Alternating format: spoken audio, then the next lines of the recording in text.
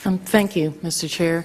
Good morning, Administrator McCarthy. I wanted to talk with you about the Virgin Islands is very much has a relationship with EPA because of our complete surrounding by water, and our land and our sea are our greatest resource, both for our farmers as well as for all of the industries that we take up.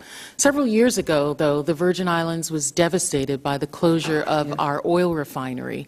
And that oil refinery meant that we lost millions, hundreds of millions of dollars in revenue, and hundreds of millions more in lost economic activity. Just recently, however, the facility was in a bankruptcy sale, and a private equity firm has elected to purchase it. And that may lead to the restoration of more activity on the island. However, there's a concern that we have with regard to the EPA and the potential of the EPA asking that the government of the Virgin Islands be a co-permittee on its RCRA, its Resource Conservation and Recovery Act permit. These permits were originally put out for Hovensa in 1999. And at no time during the renewals of those permits had the Virgin Islands government be included in it. The Virgin Islands government doesn't even make up 5% of the land in this area. We were, by an act of Congress, given title to the submerged lands to be entrusted for the citizens, and at no time has the Virgin Islands ever elected to operate a refinery, use the facility, but is really holding those submerged lands in trustee. Now, I understand that Hovensa is no longer the owner, but there's real concern that we have with Region 2 taking the position that the Virgin Islands government must be included as a co-permittee. It's our belief that Region 2's position is based on an overly expansive interpretation of RCRA and is an unjustified departure from its long-standing agency policy.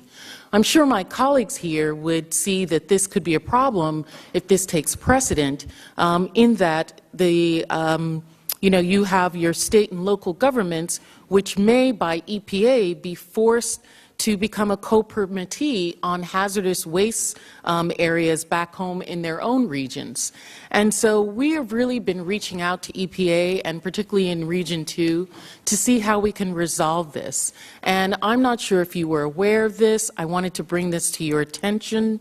Are you aware of any instance that EPA has forced a state or a territory to become a RCRA permit, be on a RCRA permit based on its owning a small portion, 5–10% of the land that a facility has? I do not know all the uniquenesses of this situation, but it is certainly my understanding that the region has taken a legal position that because the part of the land in which the facility is located is U.S. Virgin Island land, that there is a connection, and that they should have been on the permit.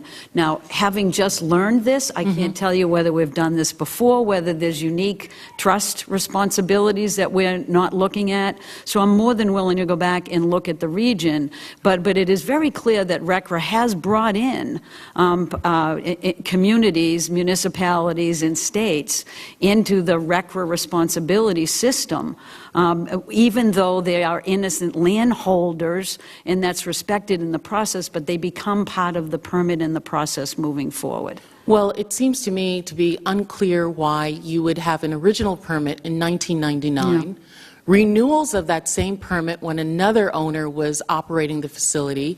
Our ownership has not expanded at any point in this. We've always had the same 5% of those submerged lands that this body, Congress, put on the government of the Virgin Islands to hold in trust for its citizens. And now, seemingly, when there is no title holder anymore, because Hovensa has gone into bankruptcy, the EPA Region 2 has decided that the Virgin Islands government must take on responsibility for hazardous waste and activities that the facility owners were operating in. I mean, what more can a territory take on? What more can a government that's already bankrupt take on its back? Now you have the owner, Hovensa, leaving, purchasing by another entity, and the federal government, the agency, is forcing us to take responsibility, possibly liability, for hazardous activity that a private owner had on 95% of that land. It just seems an expansion, because there isn't a private owner anymore to hold the responsibility, to put it on the backs of a local government that can do nothing but, say, please don't do this to us.